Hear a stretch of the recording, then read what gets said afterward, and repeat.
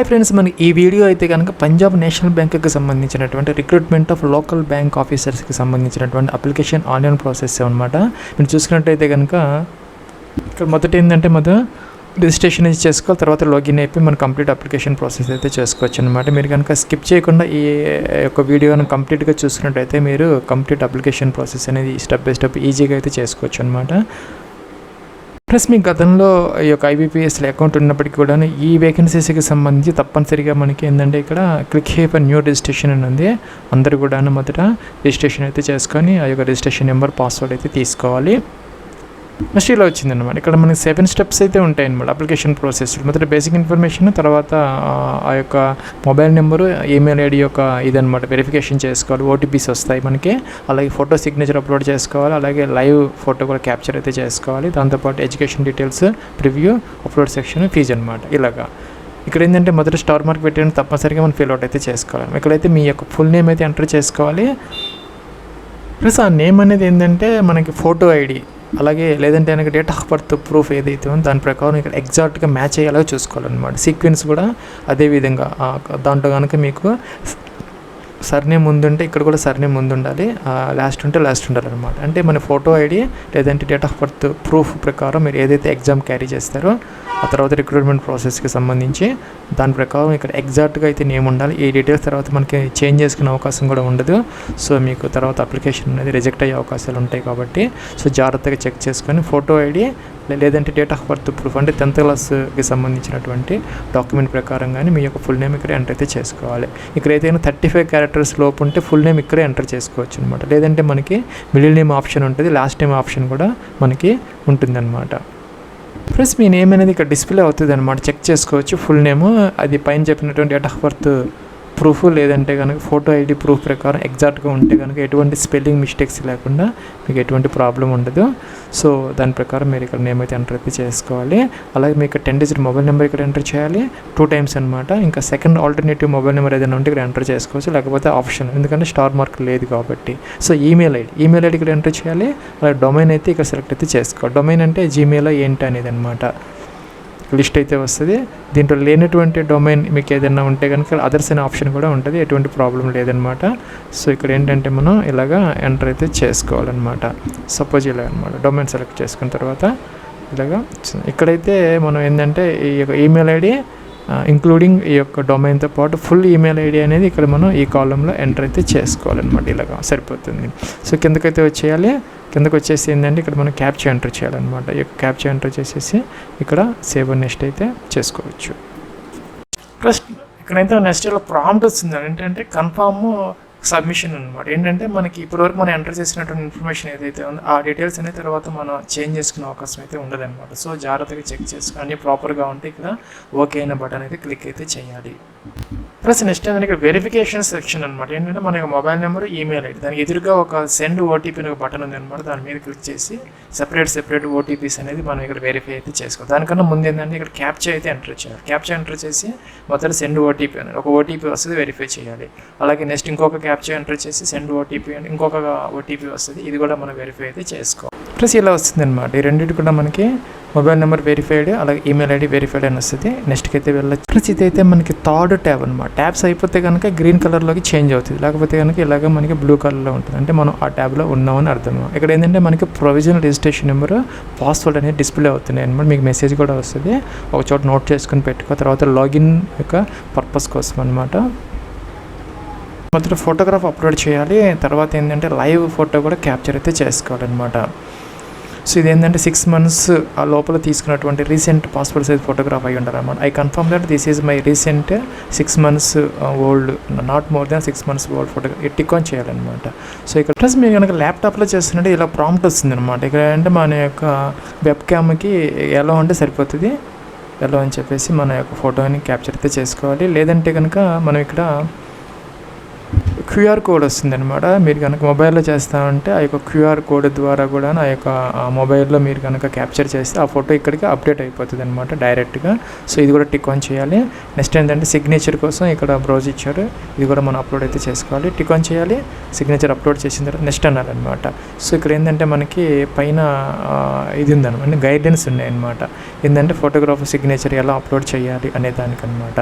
6 months లోపు తీసుకున్నప్పుడు recent passport size photograph 4.5 అంటే 3.5 సెంటీమీటర్స్ అలాగ సైజ్ ఉండేలాగా చూసుకొని, 3.5 అనేది విడ్త్ అనమాట, 4.5 అనేది హైట్ అలాగే చూసుకొని, ఇక్కడ ఏంటంటే మనకి 20 to 50 KB మీద జేపీజీ ఫార్మేట్లో మనం అంటే అప్లోడ్ అయితే చేసుకోవచ్చు అనమాట. నెక్స్ట్ ఏంటంటే సిగ్నేచర్ వచ్చేసరికి ఒక వైట్ పేపర్ మీద బ్లాక్ ఇంకుతో మీరు సైన్ అయితే చేసుకోవాలి.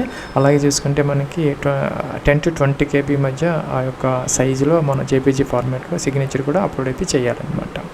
ప్లస్ ఇక్కడ ఒక నోట్ ఉందన్నమాట, ఏంటంటే మీ యొక్క అపిరెన్స్ అనేది చేంజ్ అనేది చేసుకోకూడదండి. ఈ యొక్క రిక్రూట్మెంట్ ప్రాసెస్ అయ్యేదాకా కూడా మీ యొక్క అపిరెన్స్లో ఏదైనా చేంజ్ కనుక వస్తే అది మనకి ప్రాబ్లం అయితే అవుతుంది.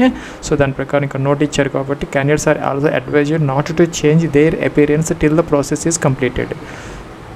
అలాగే ఇక్కడ మనకి ఏంటంటే ఫోటో గైడ్ లైన్స్ కూడా ఉంది అనమాట. సో ఇది జాగ్రత్తగా చూసుకొని మీరు అప్లోడ్ అయితే చేసుకోవాలన్నమాట. ఇక్కడ చూసుకున్నట్టయితే కనుక ఇది మనకి ఇన్వాలిడ్ ఎగ్జాంపుల్స్ అనమాట. ఇలాంటి ఫొటోస్ మనం అప్లోడ్ అయితే చేయకూడదు అనమాట. సో ఇక వ్యాలిడ్ అనేది ఇక్కడ ఉందన్నమాట, ఇలాగైతే ఉండాలన్నమాట. ఈ యొక్క బాక్స్లో మన యొక్క ఫేస్ అనేది చక్కగా క్లియర్గా కనపడుతూ ఇలాగైతే ఉండాలన్నమాట. ప్లెయిన్ వైట్ లేదంటే లైట్ గ్రే బ్యాక్గ్రౌండ్ అయితే ఉండేలాగా చూసుకోవాలన్నమాట.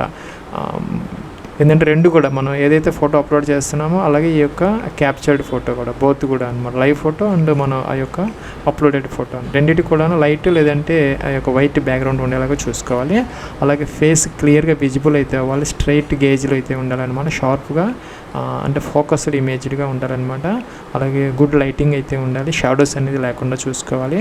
అలాగే హెడ్ లెవెల్ కూడా సెంటర్ ఇన్ ద ఫ్రేమ్ అనమాట, ఆ యొక్క విండో ఫ్రేమ్కి సెంటర్లో ఉంటే కనుక బాగుంటుంది నీట్గా. అలాగే సింగిల్ పర్సన్ వన్ అంటే వెనక ఎటువంటి ఆబ్జెక్ట్స్ కానీ పర్సన్స్ కానీ ఏమి ఉండకూడదు అనమాట.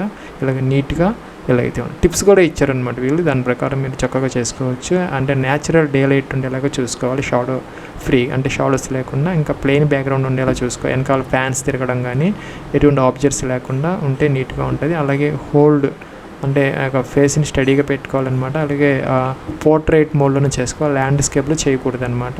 సోలో ఇన్ ఫ్రేమ్ అనమాట, అంటే నో అదర్ పర్సన్స్ కానీ ఇంకా ఎటువంటి రిఫ్లెక్షన్స్ కానీ షాడోస్ కానీ అపిరెన్స్ కానీ ఉండకూడదు అనమాట. Check the crop, your face should be most of the frame crown to the chin అనమాట. సో ఇందాక చెప్పినట్టుగా ఇలాగనమాట, ఇలాగైతే ఉండాలి ఫోటో. దాని ప్రకారం ఆ టిప్స్ చూసుకొని మీరు దాన్ని అప్లోడ్ అయితే చేసుకోవాలి. అండర్స్టూడ్ అండ్ ప్రొసీడ్ అనే బటన్ దీని మీద క్లిక్ చేసి మనం వీటిని ఇక్కడ ఫోటో అప్లోడ్ చేయాలి. అలాగే ఈ యొక్క లైవ్ ఫోటోని మనం అప్లోడ్ చేసుకొని సిగ్నేచర్ కూడా అప్లోడ్ చేసుకొని నెక్స్ట్ ఏంటంటే ఇక్కడ మనకి నెక్స్ట్ అనే బటన్ ఉంది, దీని మీద క్లిక్ చేసి నెక్స్ట్ ట్యాబ్కి అయితే మనం వెళ్ళొచ్చు. ఇక్కడ కొంతమందికి ఏంటంటే ఫోటో అప్లోడ్ చేసింది కొన్ని ఎర్రర్స్ అనేవి వస్తున్నాయి అనమాట. ఎందుకంటే ఇప్పుడు ఏఐ అనేది చెక్ చేస్తుంది అనమాట. ఏఐ ప్రకారం కనుక ఆ యొక్క డైమెన్షన్స్ కానీ సైజ్ కానీ ప్రాపర్గా లేకపోతే మనకి కింద ఎర్రర్స్ అయితే వస్తున్నాయి అనమాట చాలామందికి. చూసుకుంటే లైవ్ ఫోటోకి యాజ్ వెల్ యాజ్ ఈ యొక్క అప్లోడెడ్ ఫోటోకి అనమాట. దానిని మనం ఓవర్కమ్ చేయాలంటే ఏం చేయాలంటే మనం ఆ యొక్క ఫోటోగ్రామ్ని ఒక పెయింట్లో ఓపెన్ చేసుకొని ఆ యొక్క డైమెన్షన్స్ ఏవైతే ఉన్నాయో 200 to 230 అలాగా ఉండేలాగా చూసుకుంటే సరిపోతుంది అనమాట. లేదంటే మన 4.5 సెంటీమీటర్స్ 3.5 అంటే 4.5 సెంటీమీటర్స్ అనేది హైట్ అనమాట, 3.5 సెంటీమీటర్స్ అనేది విడ్త్, లేదంటే 200 ఫ్రెండ్స్ ఇలాగనమాట. మీరు చూసుకున్నట్టయితే కనుక పెయింట్లో ఓపెన్ చేసి మీకు ఏదైనా ఎర్రర్ వస్తే కనుక పెయింట్లో ఓపెన్ చేసిన తర్వాత ఏం చేస్తారంటే టిక్ ఆఫ్ చేయాలన్నమాట. టిక్ ఆఫ్ చేసిన తర్వాత పిక్సెల్స్ తీసుకోవాలి. వాళ్ళు ఇచ్చినటువంటి డైమెన్షన్స్ ఏంటంటే హారిజంటల్ అంటే విడ్త్ అనమాట, వెర్టికల్ అంటే హైట్.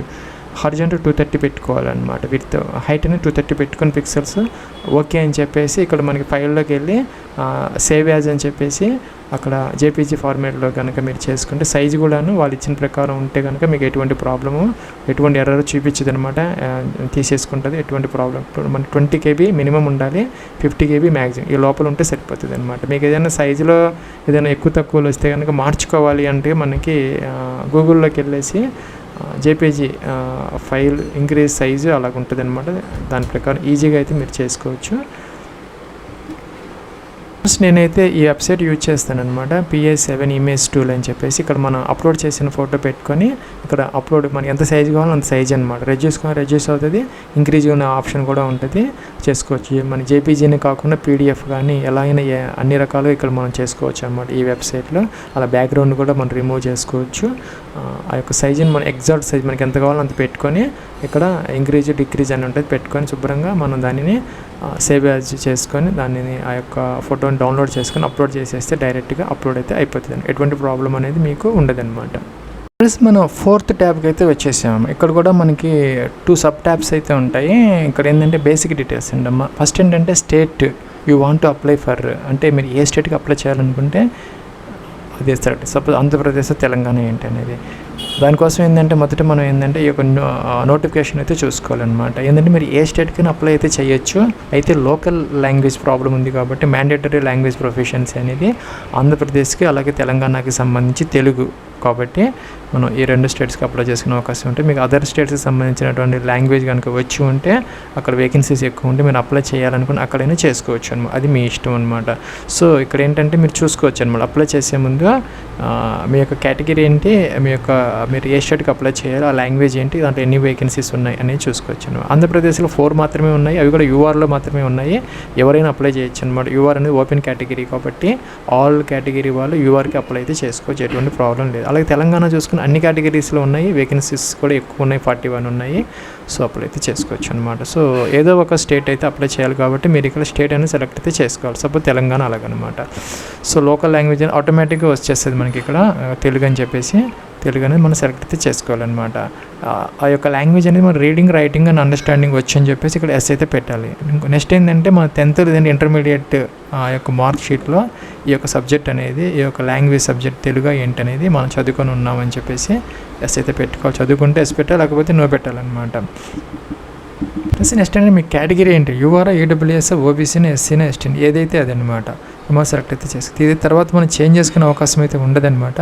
సో మీరు SC, ST కానీ OBC కనుక అయ్యి ఉంటే కనుక ఆ యొక్క సెంట్రల్ లిస్ట్లో మాత్రమే మీ యొక్క కేటగిరీ ఉండాలి. అంటే స్టేట్ లెవెల్కి సంబంధించినటువంటి రిజర్వేషన్ అనేది ఇక్కడ అప్లికబుల్ కాదనమాట. సెంట్రల్ లిస్ట్లో కనుక మీ కేటగిరీ ఉండి మీకు కనుక ఈ OBC, AWSకి సంబంధించి క్రీమీ లేయర్ ఉంటుంది కాబట్టి మీకు 8 lakhs అంతకన్నా తక్కువ ఇన్కమ్, ఫ్యామిలీ ఇన్కమ్ ఒక సంవత్సరానికి తక్కువ ఉంటే మీకు ఆ యొక్క EWS, OBC కేటగిరీ ఆ యొక్క రిజర్వేషన్ అనేది వస్తుంది అనమాట. సో ఈ కేటగిరీని తర్వాత చేంజ్ చేసుకునే అవకాశం ఉంటుంది. సో జాగ్రత్తగా దాని ప్రకారం సెలెక్ట్ అయితే చేసుకోవాలన్నమాట. PWD క్యాండిడేట్స్ 2 ఎస్ పెట్టుకోవాలి, లేకపోతే నో పెట్టాలన్నమాట. ఎస్ పెడితే కనుక ఈ కాలమ్స్ అన్ని వాళ్ళు ఆ ఫీల్డ్స్ అన్ని ఫిలప్ చేయాలి, లేకపోతే అవసరం లేదనమాట. అలా ఇది కూడా PWD క్యాండిడేట్స్కి సంబంధించి ఎస్ పెడితే ఇవన్నీ ఫిలప్ చేయాలి, లేకపోతే అవసరం. ఇది కూడా స్క్రైబ్కి సంబంధించి అనమాట. ఇది కూడా వాళ్ళకి సంబంధించింది. కిందకు వచ్చేస్తే ఎవరైతే 1984 రైట్స్ విక్టిమ్స్ ఫ్యామిలీ మెంబర్స్ ఎవరైనా అప్లై చేస్తూ ఉంటే వాళ్ళు ఎస్ అయితే పెట్టుకోవాలి, మిగతా వాళ్ళు నో పెట్టాలన్నమాట.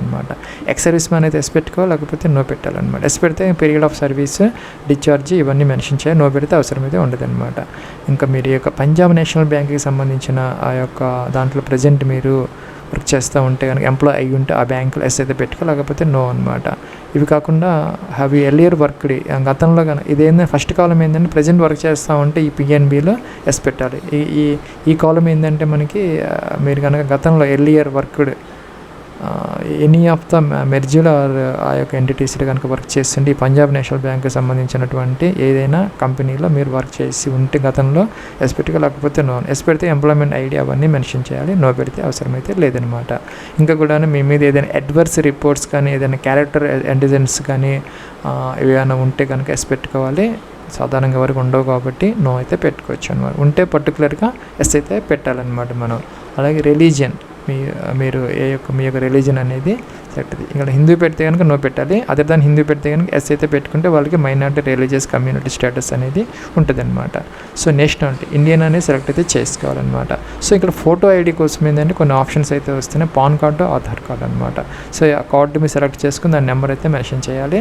కార్డు 2 అనమాట. ఇక్కడ సెకండ్ దాని కింద ఏంటంటే మనకి ఓటర్ ఐడి ఉంది, ఆధార్ ఉంది, పాన్ కార్డు ఉంది అనమాట. వాటిలో ఏదో ఒకటి డిఫరెంట్గా ఈ 2 కూడా మనం సెలెక్ట్ అయితే చేసుకొని ఇక్కడైతే ఎంటర్ అయితే చేసుకోండి. మీరు ఏదైనా సెలెక్ట్ చేసుకోవచ్చు, ప్రాబ్లం లేదు. అయితే దాంట్లో ఉన్నటువంటి నేమ్ ఏదైతే ఉందో ఈ అప్లికేషన్ ఫామ్లో మొదట మనం ఇచ్చినటువంటి ఆ యొక్క నేమ్తో ఎగ్జాక్ట్గా మ్యాచ్ అయ్యేలాగా చూసుకోవాలి. ఎటువంటి స్పెల్లింగ్ మిస్టేక్స్ ఉన్నా కూడా మీ యొక్క క్యాండిడేచర్ని రిజెక్ట్ చేసే అవకాశాలు అయితే ఉంటాయి రిక్రూట్మెంట్ ప్రాసెస్లో. సో జాగ్రత్తగా చెక్ చేసుకొని ఆ యొక్క ఐడి ప్రూఫ్లో ఉన్నటువంటి నేము ఈ అప్లికేషన్ ఫామ్లో స్టార్టింగ్లో మనం ఎంటర్ చేసిన నేమ్తో ఎగ్జాక్ట్గా ఎటువంటి స్పెల్లింగ్ మిస్టేక్స్ లేకుండా ఉండేలాగా చూసుకోవాల్సిన అవసరం అయితే ఉంటుందన్నమాట. సో జాగ్రత్తగా చెక్ చేసుకొని ఆ యొక్క ఐడి కార్డు యొక్క నెంబర్స్ని మీరు ఇక్కడ మెన్షన్ చేసుకుంటే సరిపోతుంది అన్నమాట.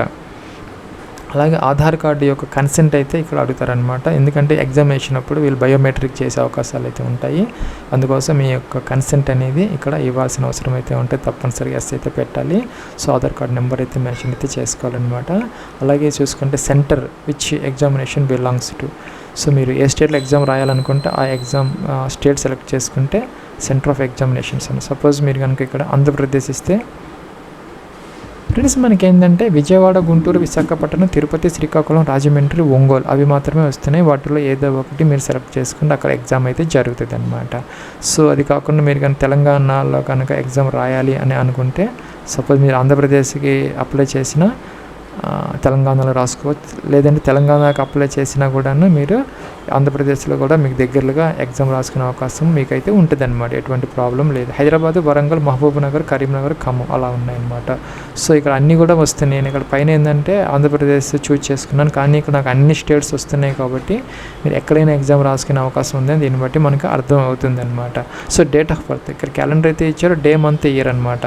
ఇలాగ మన సెలెక్ట్ అయితే కట్ ఆఫ్ డేట్ వచ్చేసరికి 1 జూలై 2026కి ఈ యొక్క మీకు ఎలిజిబిలిటీ క్రైటీరియా అనేది ఉండాలన్నమాట. సో ఇక్కడ నోటిఫికేషన్ చూసుకున్నట్టయితే కనుక ఏజ్ లిమిట్కి సంబంధించి ప్లస్ మనకి 20 to 30 ఇయర్స్ అనమాట. 20 నుంచి 30 సంవత్సరాల మధ్య ఉండైతే ఉండాలన్నమాట. ఆ యొక్క కట్ ఆఫ్ డేట్ ఏదైతే ఉన్నదో 1 జూలై 2026. దాని అదనంగా ఎస్సీ ఎస్టీ వాళ్ళకి 5 ఇయర్స్, ఓబీసీ ఎన్సీ వాళ్ళు 3 ఇయర్స్ అవన్నీ యాజ్ యూజువల్గా అప్లికబుల్ అయితే అవుతాయి అన్నమాట. సో దాని ప్రకారం మీకు డేట్ ఆఫ్ బర్త్ అయితే మెన్షన్ చేయాలి. మీరు మేలా ఫీమేలా జెండర్ సెలెక్ట్ చేసుకోవాలి. మీరు కనుక ట్విన్స్ కనుక అయ్యుంటే అంటే కమలలు అనమాట అయ్యుంటే కనుక ఎస్ అయితే పెట్టుకోవాలి. ఎస్ పెడితే కనుక వాళ్ళు మేలా ఫీమేలా వాళ్ళ నేమ్స్ కూడా మెన్షన్ చేయాల్సిన అవసరం అయితే ఉంటుంది. నో పెడితే ఎటువంటి అవసరం ఉండదన్నమాట. సో మెరిటల్ స్టేటస్ అంటే మీరు అన్మ్యారీడా, మ్యారీడా, వీడోరా, డైవర్స్లో, జ్యుడిషియల్ సెపరేటెడ్ ఏదైతే అదనమాట. ఇది ఫాదర్స్ నేమ్, మీ యొక్క ఫాదర్స్ నేమ్, అలాగే మీకు మదర్స్ నేమ్, మ్యారీడ్ ఎవరన్నా ఉంటే స్పౌజ్ నేమ్ కూడా మీరు ఇక్కడ 35 క్యారెక్టర్స్ వరకు ఎలా చేస్తారో ఎంటర్ అయితే చేసుకోవచ్చు అనమాట. సో నెక్స్ట్ ఏంటంటే కరస్పాండెన్స్ అడ్రస్ కోసం ఏంటంటే door number, flat number, complete address, street, taluka, జిల్లా అన్నీ ఉంటాయి కదా, డిస్ట్రిక్ట్, అలాగే స్టేట్ మీ అడ్రస్లో నుంచి, అలాగే పిన్ కోడ్ అన్నీ ఎంటర్ చేయాలి. పర్మనెంట్ అడ్రస్ పై అడ్రస్ సేమ్ అయితే ఇది టిక్ ఆన్ చేసేసి ఈ కాలమ్స్ అన్ని ఆటోమేటిక్గా ఫిల్అప్ అయితే అయిపోతాయి. లేకపోతే ఈచ్ అండ్ ఎవ్రీ కాలం కూడా మీరు ఎంటర్ చేయాల్సిన అవసరం అయితే ఉంటుందన్నమాట. సో లాస్ట్లో మనం ఫీజు పే చేసిన తర్వాత ఒక ట్యాక్స్ ఇన్వాయిస్ అనేది క్రియేట్ అవుతుంది అనమాట, అది జనరేట్ అవుతుంది. దానికోసం మీరు ఏ అడ్రస్ ఇస్తారు అనేది ఇక్కడ మనకి correspondence address, permanent address select అయితే చేసుకోవాలన్నమాట. ఇక్కడ ఏంటంటే ఫీజు చూపిస్తున్నారు, లాస్ట్లో మనం ఫీజు అయితే పే అయితే చేసుకోవచ్చు, వ్యాలిడేట్ చేసుకోవాలి. ఎర్రర్స్ ఉంటే రెడ్ మార్క్ వస్తుంది, లేకపోతే నెక్స్ట్ స్టెప్కి అయితే మీరు వెళ్ళచ్చు. నెక్స్ట్ స్టెప్ ఏంటంటే మనకి డీటెయిల్స్ ట్యాబ్లో కూడా సెకండ్ సబ్ ట్యాబ్ అనమాట. ఇక్కడ అంటే ఈక్యూ కాలమ్ అంటే education qualification as on 9th August 2020 అంటే లాస్ట్ డేట్ ఆఫ్ అప్లికేషన్ అనమాట. ఇదైతే cut off date for education qualification కోసం అనమాట. 9th August 2026కి మీకు ఎనీ గ్రాడ్యుయేషన్ అయితే ఉండాలన్నమాట. డిగ్రీ అనేది ఈ డేట్కి పూర్తి చేసుకొని మీ దగ్గర ఏదో మార్క్ షీట్ కానీ, ప్రొవిజనల్ సర్టిఫికేట్ కానీ, ఓడీ కానీ ఏదో ఒక ప్రూఫ్ అయితే మీకు ఉండాలన్నమాట. ఇక్కడ చూసుకున్నట్లయితే నోటిఫికేషన్లో మనకి candidate should be graduate in any discipline అనమాట. సో మీ దగ్గర ఏంటంటే వ్యాలిడ్ మార్క్ షీట్ కానీ, డిగ్రీ సర్టిఫికేట్ కానీ ఉంటే సరిపోతుంది అనమాట. సో ఇక్కడ ఏంటంటే గ్రాడ్యుయేషన్కి సంబంధించి అనమాట. ఇక్కడ మన ఆప్షన్స్ అండి, ఆర్ట్స్ అంటే బీఏ వాళ్ళని, బీఎస్సీ వాళ్ళు సెకండ్ ఆప్షన్, బీకామ్ వాళ్ళు థర్డ్ ఆప్షన్, అగ్రికల్చర్, మేనేజ్మెంట్, ఇంకా ఇంజనీరింగ్ ఏదైనా చేస్తుంటే అదర్స్ తీసుకొని మీరు ఇక్కడ ఎంటర్ అయితే చేసుకోవచ్చు అనమాట. ఇంకా డిగ్రీ సంబంధించినటువంటి పాస్ ఆఫ్ డేటింగ్స్ అండ్ సర్టిఫికెట్లో ఉంటుంది కాబట్టి పాస్ డేట్, అలాగే పర్సంటేజ్ ఆఫ్ మార్క్స్, అలాగే క్లాస్ అనమాట, ఫస్ట్ క్లాస్, సెకండ్ క్లాస్ ఏంటి అనేది మెన్షన్ అయితే చేసుకోవాలన్నమాట. నెక్స్ట్ వచ్చేసరికి ఇక్కడ మనకి అదర్స్ ఎలా వస్తుంది కాబట్టి మీరు బీఈ, బీటెక్, ఇంకేదైనా అదర్ డిగ్రీస్ ఏదైనా చేస్తుంటే ఈ కాలంలో మీరు ఎంటర్ అయితే చేసుకోవచ్చు. Date of passing of graduation అనమాట, ఏదైతే ఇక్కడ మెన్షన్ చేస్తే మీ సర్టిఫికేట్లో ఉంటుంది, అండర్ సైన్ అలాగా డేట్ కింద ఉంటుంది, అది ఎంటర్ చేసుకోవచ్చు. పర్సంటేజ్ ఆఫ్ మార్క్స్ వేసుకోవాలి, ఫస్ట్ క్లాస్, సెకండ్ క్లాస్ అని మెన్షన్ చేసుకోవాలి. పీజీ అనుకుంటే ఎంబీఏ, అలాగే ఏదైనా ఎంటెక్ అని అలాంటివి చేసుకోవచ్చు అనమాట. ఎంకామ్ అలాంటి పీజీస్ ఉంటే సేమ్ ఇదే విధంగా అనమాట. Date of passing, percentage of marks ఇవన్నీ మెన్షన్ చేయాలన్నమాట. సో దీనికి సంబంధించి డిగ్రీ అయితే సరిపోతుంది, మిగతా ఏమీ అవసరం అయితే లేదనమాట. సో దానికి అదనంగా ఏంటంటే మనకి ఇక్కడ ఈ వేకెన్సీస్కి సంబంధించి 1 year post qualification work experience అయితే అవసరమైతే అవుతుంది అనమాట. పోస్ట్ క్వాలిఫికేషన్ అనే దానికి మీనింగ్ ఏంటంటే ఈ యొక్క డేట్ మీరు ఏదైతే మెన్షన్ చేశారో డేట్ ఆఫ్ పాసింగ్, ఆ తర్వాత ఉన్నటువంటి 1 year ఎక్స్పీరియన్స్ని మాత్రమే కన్సిడర్ చేయటం అయితే జరుగుతుంది అనమాట. ప్లస్ ఆ ఎక్స్పీరియన్స్ కూడా ఏంటంటే ఎనీ షెడ్యూల్ కమర్షియల్ బ్యాంకు లేదంటే రీజనల్ రూరల్ బ్యాంకులో ఉన్నటువంటి ఆ యొక్క ఎక్స్పీరియన్స్ని మాత్రమే కన్సిడర్ అయితే చేస్తారనమాట. సో వాటిలో కనుక మీరు క్లర్క్ కానీ లేదంటే ఆఫీసర్గా కేడర్లో కానీ వర్క్ చేసి ఉంటే వాళ్ళకి మాత్రమే ఈ వేకెన్సీస్ అనేది ఎలిజిబుల్ అవుతారనమాట. మిగతా వాళ్ళకి ఎలిజిబిలిటీ లేదనమాట. మీకు వేరే ఎక్స్పీరియన్స్ అంటే అదర్ ఫైనాన్షియల్ ఆర్గనైజేషన్స్లో కానీ ఇన్స్టిట్యూట్స్లో కానీ వర్క్ చేసినా కూడా దానిని ఎక్స్పీరియన్స్ కింద కన్సిడర్ అయితే చేయరనమాట. ఇక్కడైతే ఉందన్నమాట, candidates must submit proof of prior ఎక్స్పీరియన్స్తో పాటు ఏంటంటే ఇక్కడ మనకి other financial institutions organisation will not be considered. Only ఆ యొక్క బ్యాంక్స్ ఏదైతే ఉన్నాయో షెడ్యూల్ కమర్షియల్ బ్యాంక్స్ లేదంటే కనుక ఆ యొక్క రూరల్ బ్యాంక్స్లో మీరు క్లర్క్ లేదంటే ఆఫీసర్ క్యాడర్గా వర్క్ చేసిన వాళ్ళకి మాత్రమే ఈ వేకెన్సీస్ అనమాట. మిగతా వాళ్ళకి ఎటువంటి అవకాశం లేదు. వాళ్ళకి ఏంటంటే మీకు కనుక క్లర్క్గా చేస్తుంటే 1 ఇంక్రిమెంట్, ఆఫీసర్గా చేస్తుంటే 2 ఇంక్రిమెంట్స్ అనేది అడిషనల్గా అయితే మీకు వచ్చే అవకాశాలు అయితే ఉంటాయి. సో ఇక్కడైతే ఎక్స్పీరియన్స్ డీటెయిల్స్ అనేది కట్ ఆఫ్ డేట్ ఉంది. దీనికి కూడాను 9th August 2026కి ఒక సంవత్సరం పాటు ఎక్స్పీరియన్స్ అయితే ఉండాలి. ఇక్కడ మీరు ప్రజెంట్ వర్క్ చేస్తూ ఉంటే ఎస్ పెట్టుకో, లేకపోతే నో పెట్టాలన్నమాట. ఇంకేంటంటే ఇక్కడ మీరు ఎక్స్పీరియన్స్ యొక్క ఆర్గనైజేషన్ అనమాట. అంటే మనకి షెడ్యూల్ కమర్షియల్ బ్యాంకా లేకపోతే సబ్సిడరీ ఆఫ్ షెడ్యూల్ కమర్షియల్ బ్యాంక్సా లేదంటే రూరల్ బ్యాంకా, థర్డ్ ఆప్షన్ అనమాట. సో సెలెక్ట్ చేసుకుని దానికి సంబంధించిన ఆప్షన్స్ అన్నీ వస్తాయి. అన్ని బ్యాంక్స్ ఇక్కడ మనకి లిస్ట్ వస్తుంది అనమాట. మీరు ఏ బ్యాంకులో వర్క్ చేశారో క్లర్క్ లేదంటే ఆఫీసర్ క్యాడర్లో అనేది, ఇంకా దాని సబ్సిడరీ అయితే కనుక సబ్సిడరీ యొక్క నేమ్, ఆ యొక్క బ్యాంక్ సబ్సిడరీ అయితే కనుక అలాగే ఏంటంటే నెక్స్ట్ ఏంటంటే ఇక్కడ మనకి క్యాడర్ అంటే 2 ఉంటాయి, ఆఫీసర్ క్లర్క్. ఇంకా dates from date to date, ఇంకా నేచర్ ఆఫ్ డ్యూటీస్ అనమాట మెన్షన్ అయితే చేసుకోవాలి. ఇంకా లీవింగ్ మీరు ఎప్పుడు రీజన్ ఆఫ్ లీవింగ్ అంటే మీరు ఎందుకు ఆ యొక్క జాబ్ని రిజైన్ చేశారు, బెటర్మెంట్ కోసమా ఏంటనేది ఇక్కడ కంప్లీట్ డీటెయిల్స్ అయితే మెన్షన్ చేసుకున్న తర్వాత ఏంటంటే ఇక్కడ ఇయర్స్ ఆఫ్ ఎక్స్పీరియన్స్ ఆటోమేటిక్గా వస్తుంది. కొంతమందికి ఏంటంటే 1 year కంటే ఎక్కువ ఎక్స్పీరియన్స్ ఉంటుంది. అంటే కొన్ని చోట్ల 6 months, కొన్ని చోట్ల 6 months అలా చేసి ఉంటారు. లేకపోతే 1 year ఒక చోట 1 year అలా చేసి, అలాంటప్పుడు యాడ్ మోర్ రోస్ అంటే మీకు ఇక్కడ హారిజాంటల్గా ఈ కాలమ్స్ అన్నీ వస్తాయి. ఇదే విధంగా మీరు ఆ కాలమ్స్ అన్ని ఎంటర్ చేసుకోవచ్చు. రిమూవ్ అంటే రిమూవ్ అవుతాయి, మళ్ళీ కూడా మీరు తిరిగి ఎంటర్ చేసుకునే అవకాశం అయితే ఇక్కడ అవకాశం ఉందన్నమాట. లాంగ్వేజెస్ ఇక్కడ ఏంటంటే మీరు ఇచ్చినటువంటి దాన్ని బట్టి ఆటోమేటిక్గా వస్తుంది అనమాట. ఇది ఆ యొక్క లాంగ్వేజ్ స్టేట్ని బట్టి రీడ్ రైట్ స్పీక్ అనేది సెలెక్ట్ చేసుకోవాలి. అలాగే ఇంగ్లీష్ వాళ్ళు అందరికీ వస్తుంది కాబట్టి రీడ్ రైట్ స్పీక్ హిందీ కూడా వచ్చి ఉంటే మీకు రిటైల్ పెట్టుకోవచ్చు అనమాట. సో వ్యాలిడేట్ అయితే చేయాలి. వ్యాలిడేట్ చేసిన తర్వాత సేవ్ నెక్స్ట్కి అయితే మీరు వెళ్ళొచ్చు.